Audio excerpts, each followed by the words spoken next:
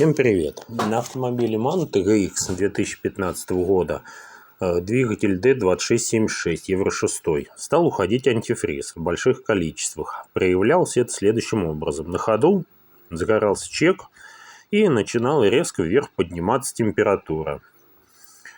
После остановки доливали где-то литров 10-15 туда входило.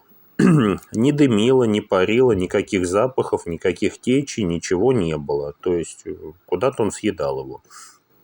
В интернете поковырялся, нашел информацию, что вроде бы как может морочить голову теплообменник, который стоит на поддоне снизу. Мы его сняли и увидели, да, что пришел конец ему.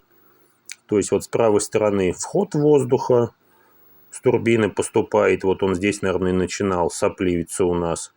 А с левой стороны вот в цилиндре поступал. Все розовое. Ну, благо у нас был в запасе теплообменник. Поменяли, проблема ушла сейчас. Все в порядке.